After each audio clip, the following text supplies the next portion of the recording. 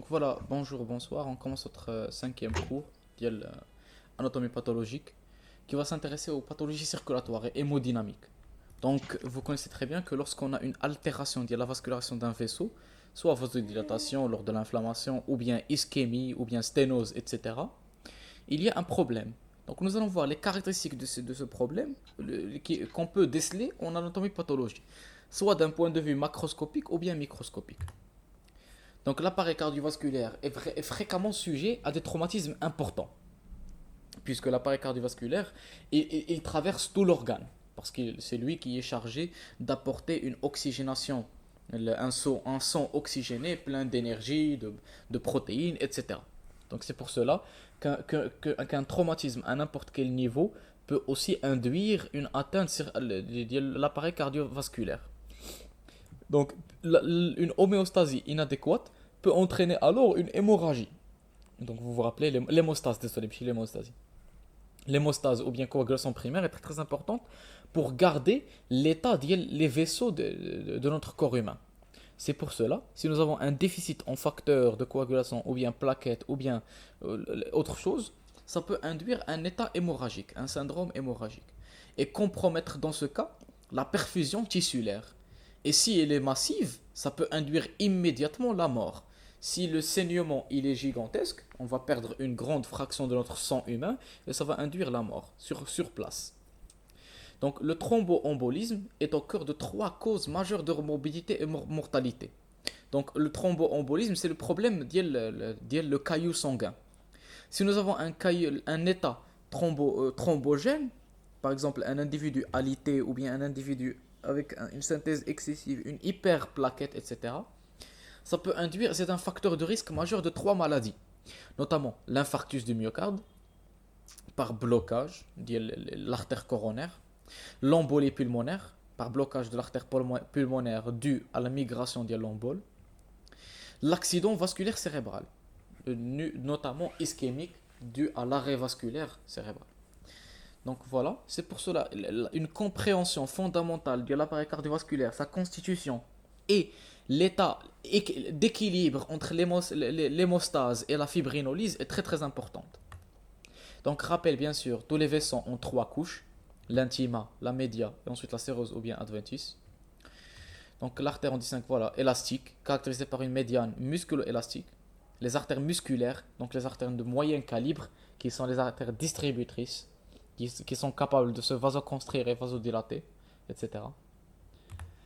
Et les capillaires, où on distingue seulement une à deux couches de cellules endothéliales. Donc on ne distingue plus l'intima et la média, et les couches camelines. Et les veines. Et maintenant, lorsqu'on passe dans les veines, on trouve une nouvelle structure, notamment les valves. Parce que vous connaissez très bien que les artères, ils doivent faire un mouvement contre le courant, contre la gravité. C'est pour ça, pour éviter le reflux et éviter la formation des varices, Les on veines, dit les veines. les veines, قلت artères, سمحوا لي. C'est les artères. Donc les veines, c'est pour cela, pour éviter l'apparition des varices et le reflux de sang, on a des valves qui bloquent le passage du sang contre le courant. Donc voilà, parois musculo-élastique et fibroblastique, ou seulement fibroélastique, peu épaisse par rapport au diamètre du vaisseau, sa paroi. Donc il a une paroi très fine, alors que le vaisseau il est large. Repli de l'intima conscient les valvules, très très important. C'est la majeure caractéristique qui différencie les veines des artères. Donc la stase sanguine. La première étape, c'est la congestion. Vous vous rappelez la congestion, le phénomène vasculaire de l'inflammation. Elle signifie la dilatation des vaisseaux, tout simplement. Et c'est ce qui va nous donner l'érythème, par exemple. Congestion, donc vasodilatation excessive des vaisseaux. Elle peut être soit active ou passive. Donc la congestion active, c'est une conséquence d'une augmentation de l'apport de sang, donc une hyperémie, ce qui induit avec elle une vasodilatation. Donc ça veut dire, puisqu'on a une hyperémie, c'est le mouvement de sang excessif ou bien rapide qui cause la congestion. Donc c'est l'activité circulaire du sang qui cause la vasodilatation. Les causes, c'est une sollicitation fonctionnelle, comme l'exercice physique par exemple. L'exercice physique au niveau des muscles, il cause la congestion active, l'irritation dans le cas des traumatismes, et c'est ce qui va induire une rougeur et une chaleur locale. Les organes touchés, vont alors être de poids augmenté parce qu'il y a une redistribution vasculaire. Il y a une quantité, un débit sanguin plus élevé qui arrive à cet organe ou bien à cet endroit. Ensuite, nous avons la congestion passive qui est conséquence d'un ralentissement du drainage veineux. C'est, autrement dit, la stase. Le sang, il s'accumule au niveau de cet endroit. Donc, il s'accompagne d'une dilatation passive des veines et des capillaires et d'une diminution du débit sanguin. Les organes, ils deviennent alors froids, bleu violacé, cyanose par désaturation, parce que l'hémoglobine, elle persiste au niveau de ce tissu, et ce tissu, il consomme l'oxygène de plus en plus, et il jette le CO2, ce qui va causer que le sang, qui est statique, qui reste à ce niveau-là, il s'accumule de plus en plus de CO2, et il devient désaturé, ce qui va causer la cyanose.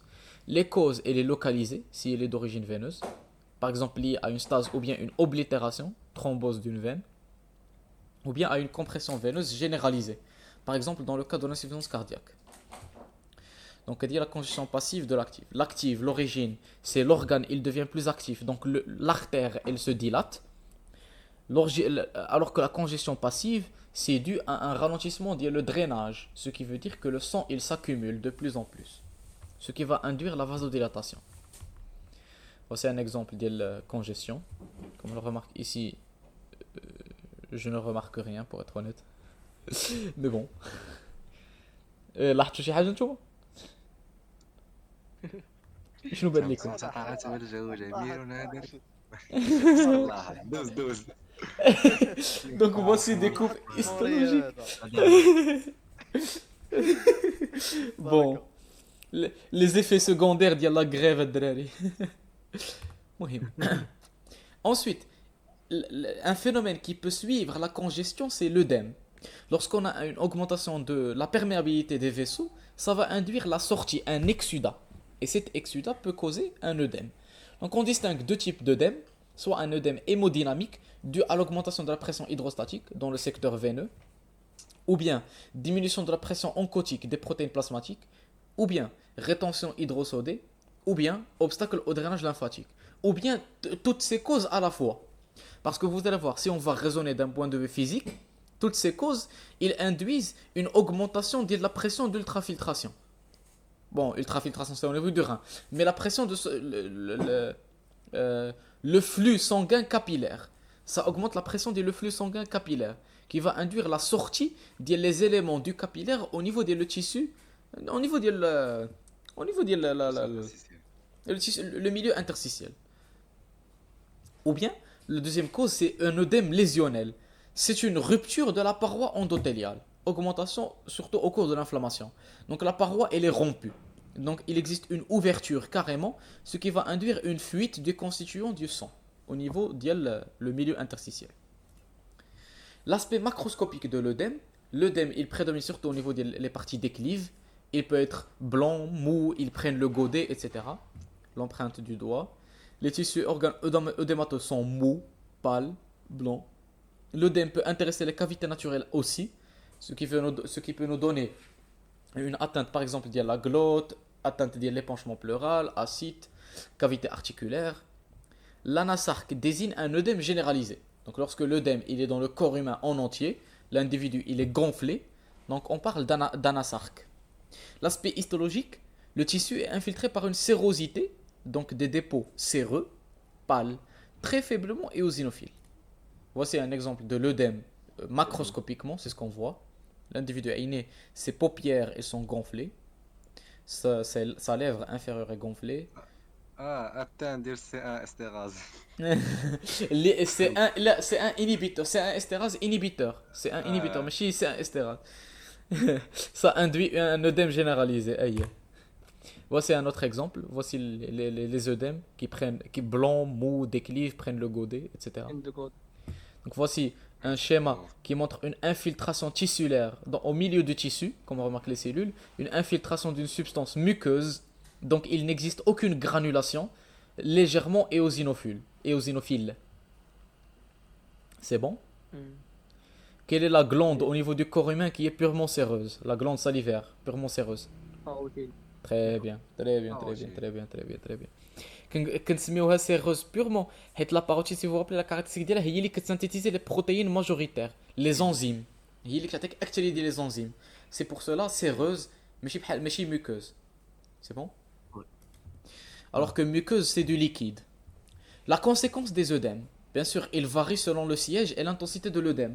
On peut avoir soit une perte de la fonction, on peut avoir une compression gênant le fonctionnement de l'organe, trouble de la fonction ventriculaire par exemple au cours d'une tamponnade. Une tamponnade c'est un épanchement péricardique, si vous vous rappelez. La réaction inflammatoire peut induire, c'est une complication possible les réactions inflammatoires, ça va donner des œdèmes prolongés. Ou bien, une surinfection est aussi une cause de l'œdème. Ça peut induire une surinfection. L'œdème prolongé peut induire une surinfection. Et même dans des cas les plus graves, ça peut induire le décès. Si l'œdème, il atteint par exemple la glotte, ce qui peut fermer le tractus respiratoire. Le poumon, ça peut induire l'œdème aigu du poumon. L'œdème cérébral, ce qui peut causer l'engagement. Vous vous rappelez de ça? Surtout l'engagement le plus grave, c'est l'engagement des amygdales, le cervelet.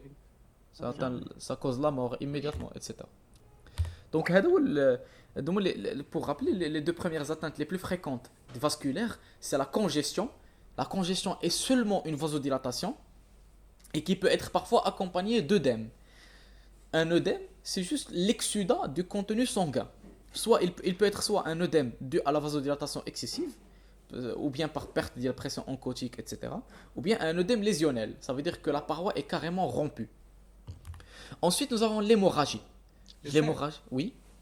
كيفاش قدام يعطينا اون سور انفكسيون اخرى خلينا نفكر.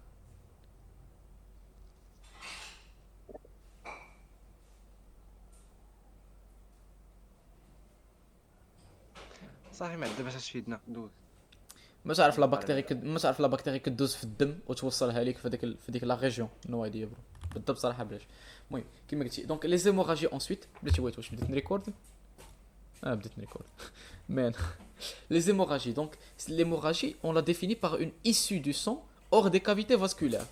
Donc notre sang, donc les constituants cameline, globules blancs, globules rouges et plasma, ils se trouvent au niveau d'une région hors les vaisseaux. Les causes, elles sont multiples, soit une rupture des vaisseaux due à un traumatisme, due à une tumeur, due à un anévrisme, ou bien érythrodiapédèse au travers des parois capillaires altérées par les toxines bactériennes, par l'inflammation hémorragique, ou bien lors des troubles de la coagulation. Donc les étiologies sont multiples d'une hémorragie. Les types anatomiques des hémorragies, on distingue les hémorragies extériorisées comme l'hématémèse, méléna, rectorragie, épistaxis. Yalla, عطاوني نتوما كل وحده شنو كتعني hématémèse. Qu'est-ce que ça veut dire? كتقيد الدم. ميلينا جاي من ديجيستيف اودسيو ديال لونغل دو تريت اودسيو ولا اودسو جوج يا très bien. مهم تكون سكوندير الهيماتيميز وقدر تكون من ميلينا عطينا غير الديفينيسيون بازيك سي دو سون ديجيري نوار tout simplement اللي كيسور من التيوب ديجيستيف. ريكتوراجي sang rouge qui est extériorisé par l'anus. Épistaxis, déglutis par exemple. من لوني أغلبية المرات كيديغلوتي بنادم كيسرطو. المهم épistaxis donc c'est le saignement du nasal dû surtout à un trouble de la crasse sanguine. Vous vous rappelez de ça? هنا كانت une région ديال liaison ما بين la carotide interne, vous vous rappelez, et la carotide externe اللي كتعطينا nasopalatine, n'est-ce pas? La tâche vasculaire ou le trouble ديالها trouble de la crasse vasculaire. بصح très bien. Ensuite عندنا l'hémoptysie. شنو هي l'hémoptysie? Très bien. Un effort de tout. Le plaie cutanée, la plaie cutanée, elle est très simple. C'est bon?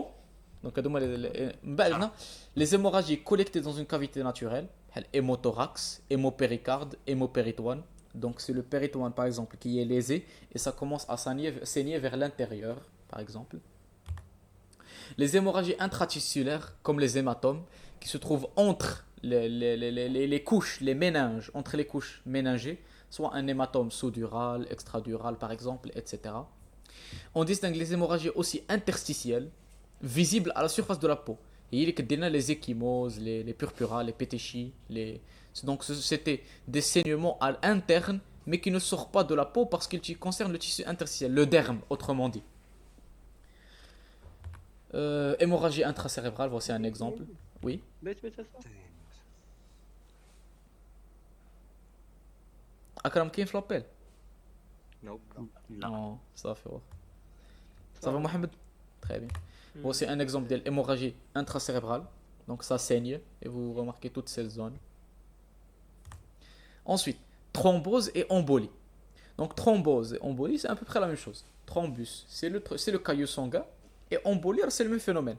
Embolie, c'est juste un mot général. Embolie, c'est un mot qui signifie arrêter. Donc lorsqu'on a un thrombus, ça va causer une embolie. Dit le vaisseau. Ça va bloquer la circulation sanguine. Donc la thrombose est la formation d'un caillou dans une cavité vasculaire au cours de la vie. Donc la thrombose, dans un état par exemple, un individu qui a beaucoup de plaquettes, ils peuvent se fixer, s'activer et induire un caillou plus grand que la normale. Et ce caillou peut alors bloquer l'artère, les petites artères surtout. À exclure par définition les caillots sanguins après la mort, c'est la même chose, c'est pas la même chose, désolé. Et les collections sanguines hors des cavités vasculaires. Si vous avez le sang, par exemple, l'urologie, un saignement urologique, s'il se trouvait au niveau des urines, ce sang il allait consolider. Parce qu'il n'y a pas les molécules antithrombogènes, oui, thrombolytiques. Vous vous rappelez? اليوروكيناز على ما اظن لا l'urokinase كان d'origine rénale. L'urokinase. حيث ما كاينش حيث ما كاينش très bien. Donc le thrombus est le caillou ainsi formé. Donc voici un exemple. Une lésion endothéliale peut induire une hypercoagulabilité, ce qui va induire la formation du thrombus. شي واحد بغى يقول شي حاجة نعم؟ ما كنت كنسمع والو انا Oh man. Thrombose. Thrombose c'est la synthèse ديال داك الكايو sanguin. سمعت وصلت أها. ديك الكايو هذيك Donc, à exclure les cailloux sanguins, par exemple, hors des cavités vasculaires. Si tu te rappelles à Mohamed, on avait vu qu'un saignement, qu'une hématurie d'origine rénale n'est pas la même qu'une hématurie d'origine urologique. Une hématurie d'origine urologique, elle n'était pas accompagnée les molécules thrombolytiques, l'urokinase. C'est pour cette raison que n'importe quel saignement qui sort en dehors du vaisseau, il n'est pas accompagné par les molécules thrombolytiques. Il se consolide immédiatement, spontanément, désolé, mais immédiatement, spontanément, بوحده. C'est pour cela, les caillots sanguins hors des cavités vasculaires, on l'appelle pas thrombose. Les thrombus, c'est bon? Voilà, une lésion endothéliale, elle induit un état d'hypercoagulabilité qui va induire la formation de thrombose, ou bien une anomalie du flux sanguin. Tous les trois peuvent induire la thrombose. Les thromboses, physiopathogénicité, qu'est-ce qui se passe? Donc on a le facteur pariétal, le facteur de von Willebrand qui se trouve au niveau le sous-endothélium surtout. Donc lors d'une lésion endothéliale, le facteur pariétal, il est ensuite activé, ce qui va activer les plaquettes. Et les plaquettes activées vont ensuite, donc d'abord, lors de l'anoxie, lors de la lésion pariétale, lors de la toxine, lors de la réaction antigène-anticorps, lors de l'irradiation par rayon X, ça cause l'activation, mais chez l'activation, ça cause la découverte du facteur pariétal. Ce qui va induire ensuite la libération des thromboplastines tissulaires et ce qui va activer la coagulation sanguine, le facteur tissulaire. Donc on a premièrement le facteur pariétal qui va aider l'hémostase primaire, et ensuite l'activation du facteur tissulaire qui va induire la voie de la coagulation, donc la voie exogène. Donc ce qui va induire une mise à nu du collagène, ce qui va induire l'adhérence des plaquettes, la phase initiale de la formation du thrombus. Vous vous rappelez, on a vu tout ça lors de notre étude de notre hématologie. Ensuite, nous avons le facteur hémodynamique. Lors de on a une vasoconstriction, ce qui va faire un ralentissement de la circulation, une stase, ce qui va induire le rapprochement des éléments figurés. Donc, les plaquettes, ils vont interagir plus facilement avec le sous-endothélium, ce qui va augmenter la chance de coagulation. Et aussi, il y a un facteur humoral. S'il y a augmentation Les facteurs de coagulation. Lors de l'hémoconcentration par exemple, lors de la polyglobulie, lors de l'hyperplaquétose, syndrome néphrotique, postpartum, cancer, etc. Postpartum, surtout si vous vous rappelez, quand les inhibiteurs de la plasmine chez la femme enceinte, ce qui donnait un état d'hypercoagulabilité. Vous vous rappelez de ça? Dès que l'inhibiteur tissulaire 2, surtout chez la femme enceinte. La morphologie du thrombus, oui, bien sûr.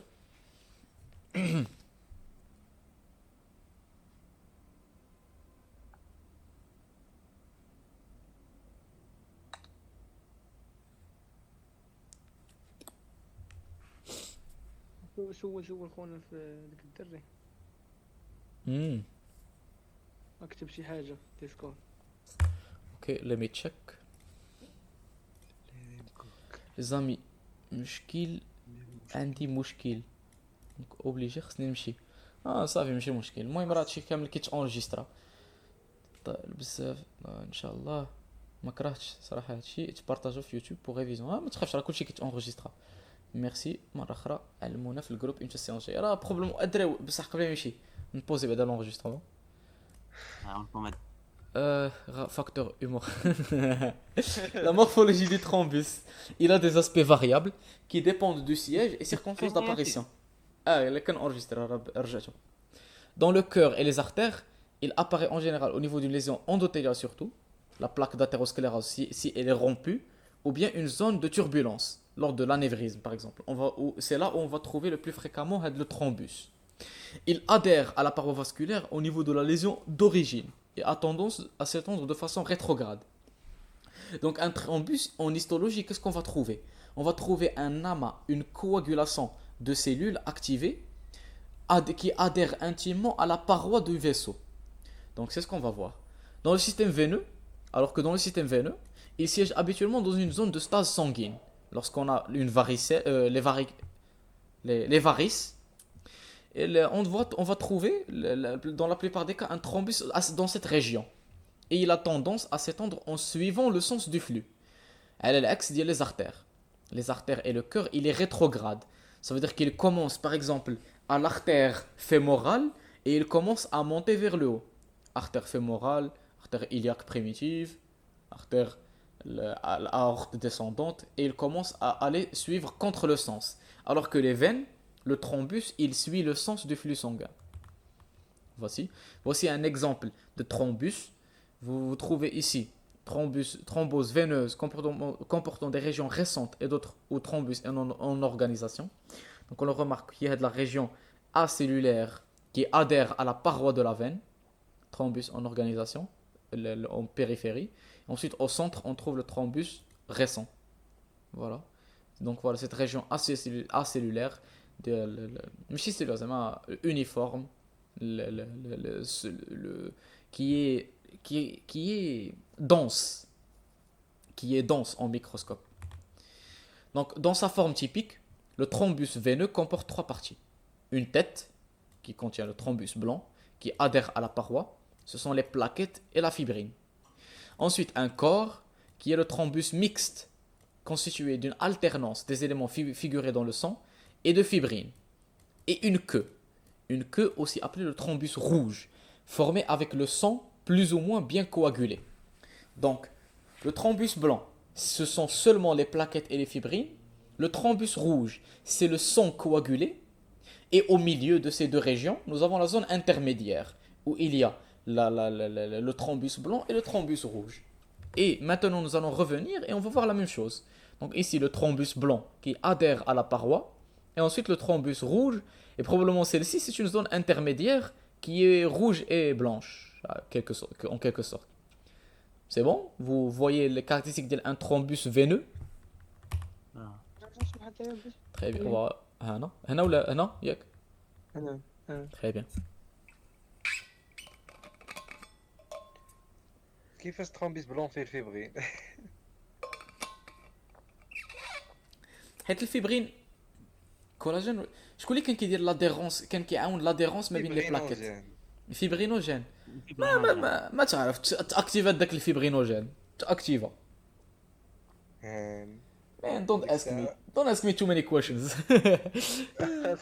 هذيك الساعة راه غيولي يولي كونسوليدا. être consolida. Mais bon. Mais au moins, ce n'est pas.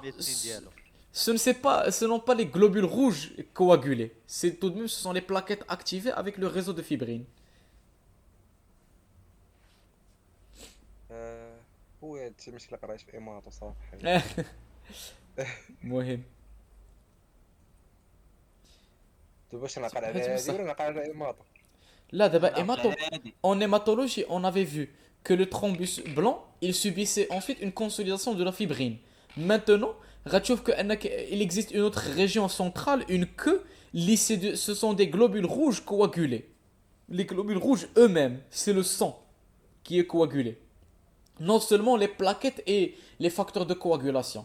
Donc, zid aléha, c'est complémentaire à l'hématologie. Alors, c'est pour cela, la tête, c'est l'hématologie l'écriti.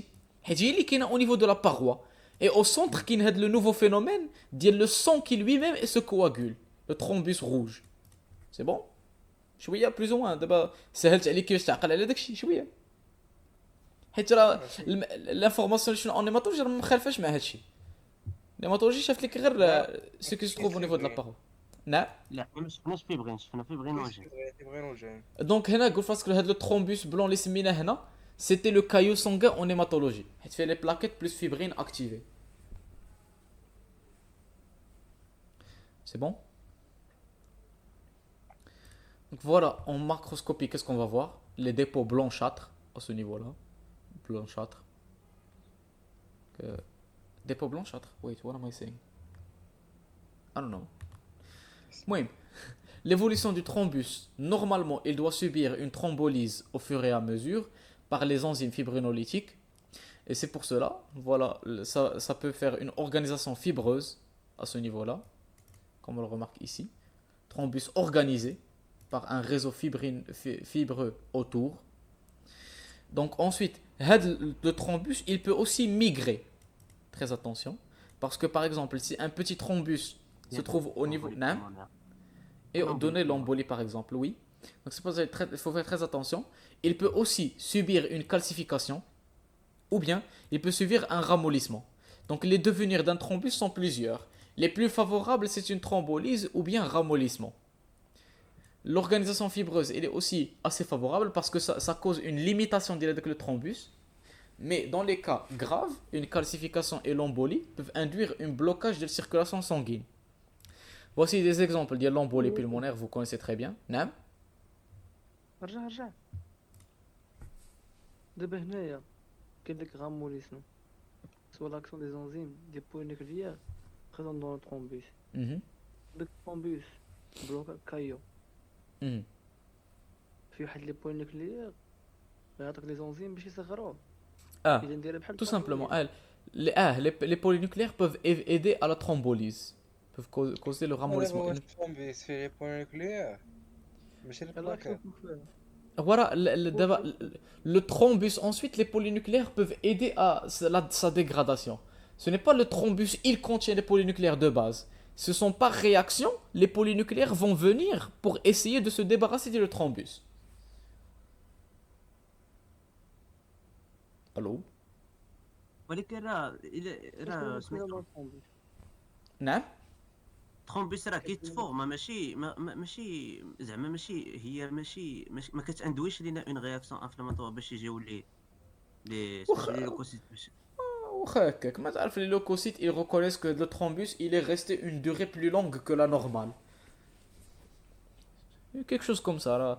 Le corps humain, là, il peut s'adapter à des phénomènes anormaux. Il va essayer de faire quelque chose. Voilà. Donc voilà. Voilà, le thrombus qui بقى يتشمش في le corps humain. Mais bon.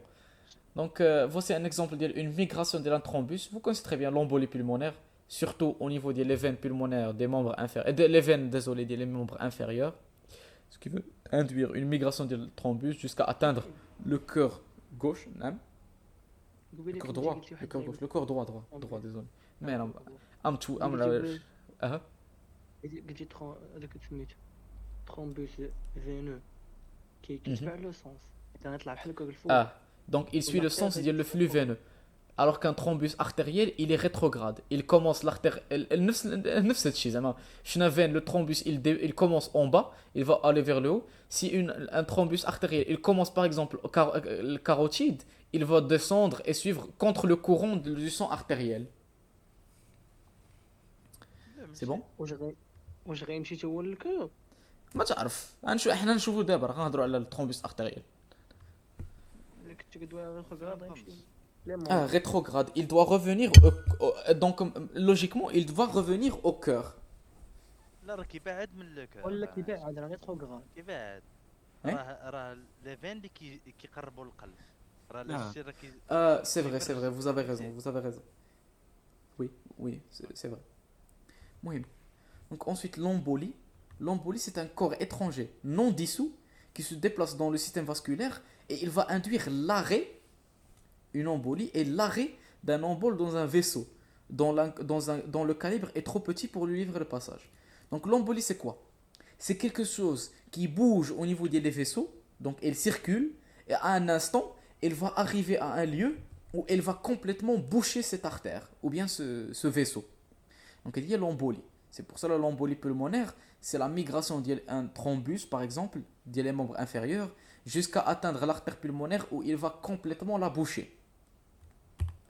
Les variétés diffèrent selon la nature, soit fibrino-cryoriques, qui sont la majorité, donc fibrineuses, due à la fibrine, tumorales, peuvent être athéromateux, peuvent être gazeux, comme une plaie vasculaire, maladie des caissons, peuvent être graisseux, peuvent être lipidiques, etc. Donc les causes sont plusieurs.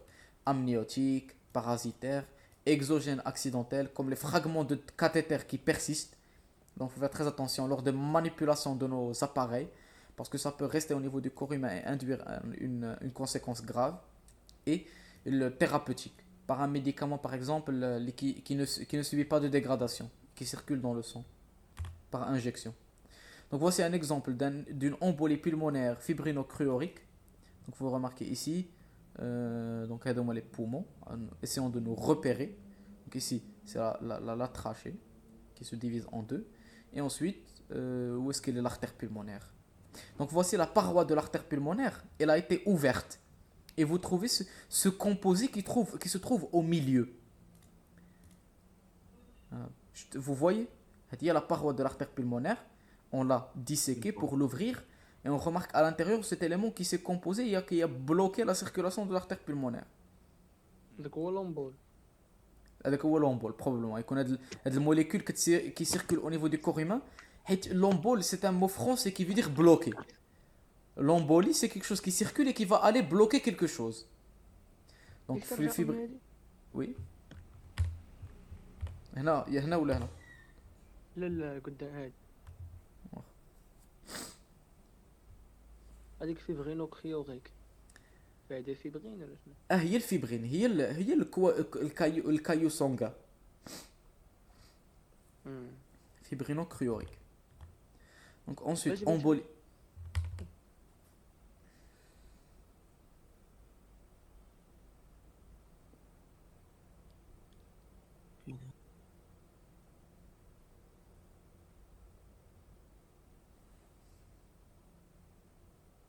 Tu veux dire قبيل؟ Thérapeutique. Thérapeutique en injection intraveineuse, si on injecte quelque chose accidentellement, mais c'est quelque chose accidentellement, quelque chose qui ne subit pas une dégradation, qui reste au niveau des vaisseaux. L'injection intraveineuse, elle continue à circuler jusqu'à atteindre une micro-circulation et elle la bloque. Par exemple. Ça. C'est bon? Donc voici d'autres exemples. Embole amniotique, qu'on voit que voici la paroi de l'artère d'un capillaire probablement, ou bien d'un petit vaisseau, et qui a une substance à l'intérieur qui la bloque, qui la ferme. Embole graisseux, donc voici notre paroi de capillaire avec les vacuoles lipidiques qui entourent cette paroi. L'embole athéromateux, voici les plaques d'athérose qui bouchent la lumière de cette artère, ou bien de ce vaisseau. Donc les variétés emboliques, selon le cheminement, donc la voie habituelle des emboles, c'est le sens normal de la circulation. Le thrombus des veines, ils vont vers le cœur droit. Le thrombus de la veine, le thrombus veineux gauche, oui. واحد الدقيقة لاحظ Une قدام petite واحد الدري ventricule قاعد عليه C'est lourd. C'est- Donc, la voie d'acheminement des emboles, elle varie en fonction de leur localisation. La voie habituelle, ils suivent le sens normal de circulation. Ça veut dire que si c'est une artère, ils vont suivre le sens des artères. Si c'est une veine, ils vont suivre le sens des veines. Notamment, le thrombus des veines dans la grande circulation, ils vont vers le ventricule droit, puis l'artère pulmonaire. Notamment, les thrombus le ventricule gauche, ils vont aller vers une artère systémique dont le calibre est trop petit pour lui livrer passage.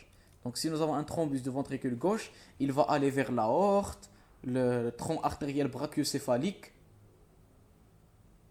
Tronc artériel brachiocéphalique, حيت كاين غير واحد. كنت كنفكر est-ce qu'il y avait droit et gauche, mais non, il y a seulement le droit. Tronc artériel brachiocéphalique, artère carotide primitive, carotide interne, et ça va bloquer la circulation du cerveau, ce qui peut causer un AVC par exemple. Et voilà, thrombus des artères vers une artère de plus petit calibre.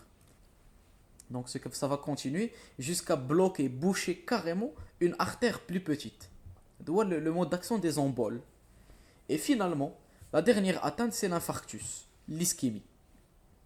L'ischémie, c'est soit une diminution ou bien arrêt de l'apport sanguin au niveau dans un territoire de l'organisme.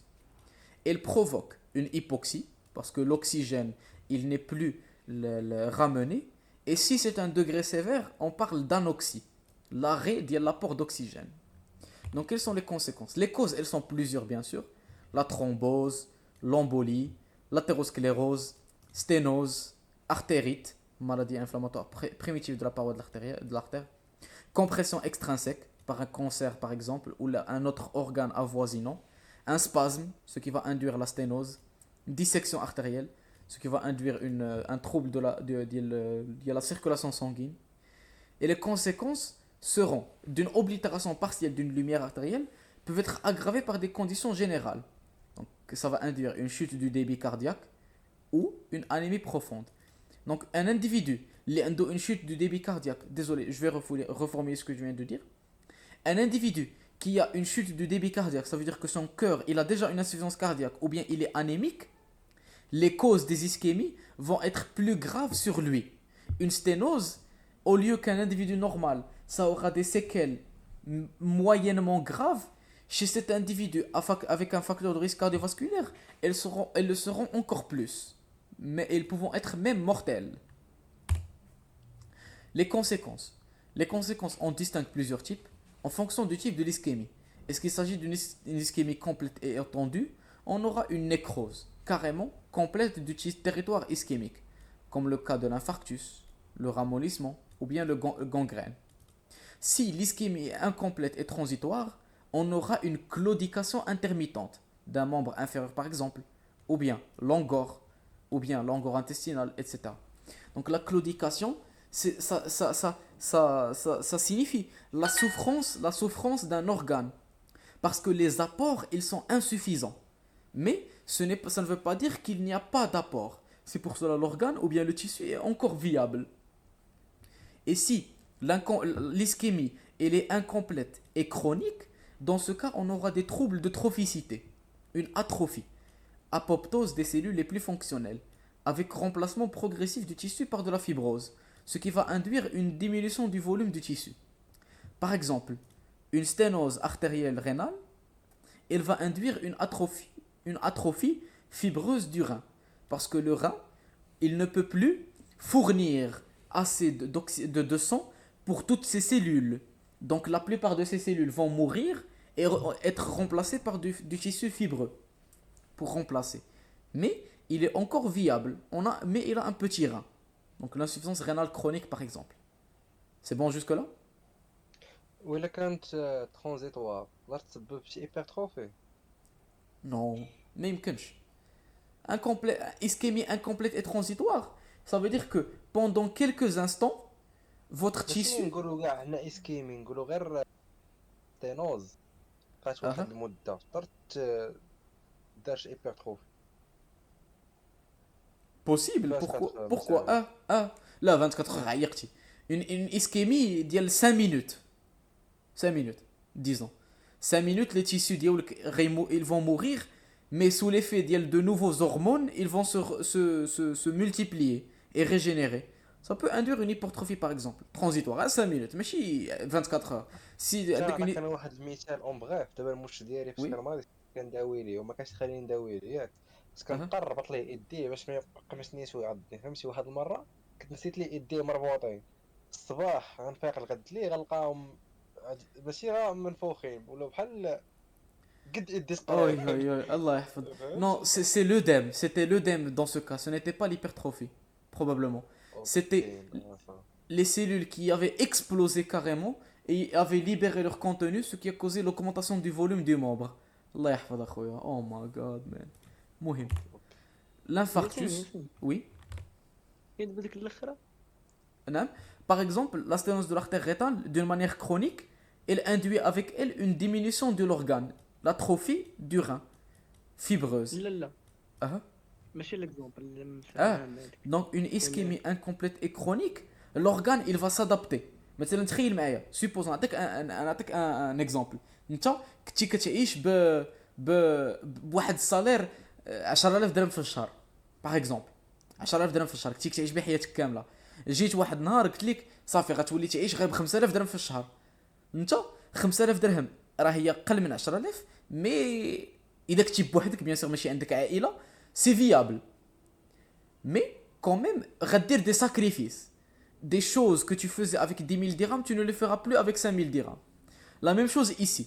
Si un organe il reçoit une ischémie incomplète et chronique, ça veut dire le débit sanguin qu'il recevait, il diminuait brutalement, mais d'une manière chronique et viable, l'organe il va s'adapter. Donc l'organe il va devenir plus petit et remplacer le reste par du tissu fibreux, par de la fibrose. C'est pour cela, lors de la sténose de l'artère rénale, le rein il va devenir atrophique, il va devenir plus petit pour être capable d'exercer sa fonction et de ne pas souffrir. C'est l'adaptation ديالو. C'est bon? ترومبلاس الفيبروز كيفاش بلان ترومبلاس الفيبروز La fibrose, هو داك le tissu اللي مات. Le tissu mort, les cellules mortes, elles vont être remplacées par la fibrose pour quand même garder une paroi dure, une paroi qui le protège. حيت si on laisse les cellules تماك راه يخلقوا لك مشكل. باش ما يشدوش ما يبلوكيوش زعما نعم؟ Non, غير pour protéger le tissu. باش يبقى le tissu fibreux. Pour le protéger, tout simplement. فهمتك سيدي Donc l'infarctus est un foyer circonscrit de nécrose dans un viscère, consécutif à une oblitération artérielle. Donc après un arrêt vasculaire, l'ischémie, on aura l'infarctus. Donc ils sont intimement liés. Il existe deux types d'infarctus, un infarctus blanc et un infarctus rouge. L'infarctus blanc, c'est un territoire de nécrose ischémique exsangué dans un organe plein par obstruction d'une artère terminale. Donc, le territoire atteint subit alors une nécrose de coagulation parce qu'il ne reçoit plus de sang, rien, il devient blanc. Ce type d'infarctus peut toucher le cœur, les reins, la rate, le cerveau, donc circulation de type terminal. Donc ça veut dire que si elle est bloquée là-bas, on ne va pas avoir l'apparition de nouvelles artères. C'est pour cela qu'on ne peut pas avoir un infarctus rouge. Des artères de nouvelles artères formées, qui saignent, qui donnent de sang partout. Donc il y a juste l'artère terminale qui est bloquée. Ce sont les artères collatérales qui peuvent parfois donner d'autres collatérales. Lorsqu'il y a en cas de blocage par exemple. Mais dans le cas d'une circulation terminale, elle ne peut jamais se diviser et donner de nouvelles artères. Donc voici. Macroscopiquement, on trouve une zone complètement blanchâtre, rien avant 6 heures, mais après 6 heures, on commence à trouver un territoire bien limité, clair, comme vous le remarquez ici. C'est au niveau de ces organes. Liséré, grisâtre et zone congestive. Donc zone congestive de vasodilatation, comme vous le remarquez ici, dilatée. Mais si vasodilatation, غير dilatée, elle est plus grande que la normale. Et la forme, elle dépend de l'irrigation. Si nous avons un blocage de l'artère, par exemple maxillaire, toute la région maxillaire, elle va devenir blanchâtre. Alors que si nous avons un arrêt, supposons que l'individu il reste en vie, un arrêt de l'artère carotide primitive, c'est tout son crâne, il deviendra blanchâtre. Donc la forme dépend de l'irrigation, la zone qui est bloquée. Voici un exemple d'un œdème blanc, d'un infarctus blanc. Histologie. Comme on a dit, ils subissent une nécrose par coagulation. Donc cytoplasme acidophile, noyau pycnotique ou bien absent parce qu'il a subi une dégradation. Mais l'architecture est en quelque sorte conservée du tissu. On remarque quand même l'aspect des cellulaires avec sa paroi, etc. L'inflammation, elle peut être en périphérie, ce qui peut induire la congestion. L'isérée de polynucléaire et des capillaires congestifs. Donc, l'infarctus blanc, en microscopie, c'est ce qu'on remarque. L'éosinophilie uniforme, avec parfois certains noyaux, ou bien absents, avec le tissu histologique normal, qu'on reconnaît. L'architecture normale, dit le tissu. L'évolution, elle peut évoluer vers l'inflammation, ce qui va induire une cicatrisation avec fibrose blanchâtre et atrophique. Donc on parle de sclérose mutilante, parce que l'organe, une portion de l'organe, elle ne reçoit plus de sang. Donc ce qu'il va subir là-bas, c'est un développement totalement différent de la normale. Donc sa distribution vasculaire, elle va changer. C'est pour cela, ces dépôts blanchâtres, ils sont mutilants. Cette fibrose est mutilante. Parce que l'organe, il va changer de conformation pour s'adapter à ce territoire qui est devenu avasculaire. Accompagné de suppuration et de calcification. C'est bon jusque-là? Voilà un exemple. دابا كيدير لا سيبيراسيون و الكالسيفيكاسيون باش يتادابتا. Pour que la région qui est morte, elle devienne dure. Elle ne soit pas fragile. Parce que si elle restait là, les cellules mortes et tout ça, elle allait être fragile, exposée ou bien capable de diffuser leur... elle allait causer un problème. C'est pour cela, elles vont changer en tissu fibreux, la sclère, pour protéger avec le tissu et garder les autres régions qui sont encore viables. Et elle est mutilante parce que, comme on a dit, l'architecture de l'organe, elle va changer. Comme on remarque ici. Les dépôts fibreux qui vont changer la structure du tissu. Voici macroscopiquement ce qu'on remarque. Probablement, il y a toute cette région circonférentielle qui est blanchâtre, qui témoigne de la nécrose de l'infarctus blanc. Ensuite, nous allons voir l'infarctus rouge. Désolé, non? رجع لاحظ Bien sûr. هنا هادي فهادي bien sûr. ما سمعت والو كنت قلت لك السيكاتريس كيفاش كتحول سكليروز. Mais donc maintenant, nous allons passer au deuxième type de l'infarctus. Comme sa couleur l'indique, l'infarctus rouge, on va voir une zone rougeâtre, macroscopiquement. Il concerne, et c'est un territoire de nécrose ischémique par obstruction d'une artère terminale avec apparition secondaire d'une inondation hémorragique, en rapport avec une double circulation par exemple, ou une abondante circulation collatérale. Donc lorsque ça touche une région, mais il existe quelque chose d'autre qui peut sauver, entre parenthèses, cette région, on parle d'infarctus rouge. Parce que il y a d'abord le blocage, l'ischémie, mais la deuxième circulation, elle va subir, par phénomène d'adaptation, de compensation, une hyperémie. Et parfois, ça va donner l'hémorragie. Par exemple, dans les poumons, qui ont une double vascularisation artérielle, l'artère pulmonaire et l'artère bronchique, vous vous rappelez? L'artère pulmonaire, c'est elle qui est fonctionnelle, et l'artère bronchique, c'est elle qui est nourricière. Ou au niveau de l'intestin grêle, où on distingue une importante circulation collatérale, etc. C'est pour cela les maladies qui touchent ces organes, les ischémies qui touchent ces organes induisent plutôt l'infarctus rouge. Donc voici à quoi ça ressemble. Oui. قلنا الانفاركتو بصفه عامه كيقيس لوبستريكسيون دون ارتير تيرمينال. Mais l'infarctus, si un organe touché par son artère terminale est touché, mais il a une deuxième vascularisation ou bien circulation collatérale abondante, donc il reste encore une quantité du sang qui circule. Ce n'est pas un arrêt total. Ce n'est pas comme on a vu dans l'infarctus blanc. L'infarctus blanc, l'organe, le cœur, il n'a qu'une seule artère, deux artères coronaires. Si l'une d'entre elles est bloquée, toute la moitié du cœur, il va subir un infarctus blanc. La moitié du cœur. Et ça va induire la mort, par exemple. Alors que le poumon, comme on le remarque ici, il a deux circulations, pulmonaire et bronchique. Donc si l'une d'entre elles est bloquée, il reçoit encore du sang par l'autre circulation. فهمتك صح. فهمتي دابا.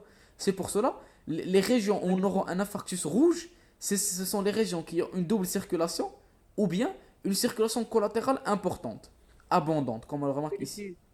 بحال قلت لك الانفاركتوس اللي قلنا عليه بلون ملي كطرا النيكروز ملي كيتسد النيكروز دو كواغيلاسيون أها. داكشي ما كيلقاش باش يعاود ينوغيسي هذاك الفيس. Voilà, c'est pour cela ces vaisseaux subissent une nécrose de coagulation parce qu'il y a un arrêt de vascularisation. Alors qu'un infarctus rouge, on va voir ses caractéristiques maintenant. Donc il intéresse surtout les poumons qui a une double vascularisation ou bien par exemple la main a une anastomose, vous vous rappelez. Donc s'il y a un blocage de l'artère radiale, ça ne va pas induire immédiatement une main qui va devenir pâle, ischémique, etc. Donc la macroscopie, on trouve un poumon, dans le poumon, on trouve une zone de nécrose limitée rouge, sombre, mal limitée. Donc comme on le remarque ici, la macroscopie, on ne peut pas vraiment distinguer la limite. Plus ferme que dans le tissu adjacent. Typiquement de forme pyramidale. Comme on le remarque ici, c'est comme une pyramide. بحال بيراميدا ولكن لا باز ديالها هي بيريفيريك. À base périphérique, donc qui touche la plèvre par exemple, comme on remarque ici, et vers l'intérieur. Donc voilà un autre exemple. Nécrose, désolé, thrombus rouge. Voici un exemple de thrombus. Non, قال لك تما رجع bien sûr. Donc une nécrose rouge sombre. ما ليميت. Limité, mal limité. ما تسولنيش. ما تسولنيش برو. المهم. Donc voilà. Un autre exemple au niveau du tube digestif, l'intestin. Comme vous remarquez, c'est une nécrose rouge. Parce qu'il y a quand même les collatérales qui saignent. L'histologie. On trouve lui aussi une nécrose de coagulation, mais accompagnée d'une inondation hémorragique. Ça veut dire qu'on va trouver des dépôts les globules rouges, comme vous le remarquez ici, partout. Et on a voilà une hémosidérose, ça veut dire le fer localisé, parce que ça saigne. Le sang il contient du fer et l'iséré de polynucléaire, c'est la même chose que le thrombus blanc, l'infarctus blanc, et des capillaires congestifs vasodilatés, ainsi que l'architecture. نعم. هيموسيدروز هو الفير قلت. هو الhémosidérose هي هذيك le fer. صافي. Ainsi que l'architecture est conservée, à différencier du thrombus blanc. Il ne garde pas vraiment. Ah là, il garde l'infarctus blanc. Tu vois l'architecture conservée. ماشي hémorragique. Donc l'inondation. ماشي هيموكروماتوز راه هو الفير ماشي هيموسيدروز. Hémosidérose. بجوج وقارب. بجوجهم ça signifie la concentration du fer dans le sang. لا بعدا هذيك لا كونسنتراسيون ديال لي فير سي ديريمي. sidérémie بصح. L'hémosidérine. المهم راه l'hémosidérine هي le fer dans le sang. تكون هو كثير بزاف. Ah. Donc voilà. L'évolution, ça peut induire une inflammation, puis une cicatrice atrophique avec un pigment ferrique. Donc la différence de l'autre région qui a qui est fibre. avec sclérose حرمك الله. يديكم الله يصحب عليكم. يديكم الله يصحب عليكم. Donc voilà, la différence entre le thrombus, entre l'infarctus blanc et l'infarctus rouge. C'est bon? كان سكليروز ايش؟ نسيت. Sclérose atrophique. Mutilante, mais idiot. Mutilante parce qu'elle change l'architecture le tissu après évolution. Au début, l'architecture est conservée. في الاول كتكون Oui. ما كتبدل. C'est bon? وهذا تا هو كتبدل فيه. نعم. قالوا كونسيرفي. قال كونسيرف. Tant que مكتبوهاش في évolution mutilante, donc elle est conservée. لا قبل منه قبل. Ah, l'architecture est conservée. Oui, oui, elle est conservée. C'est bon? Oui. Voilà, on s'arrête ici.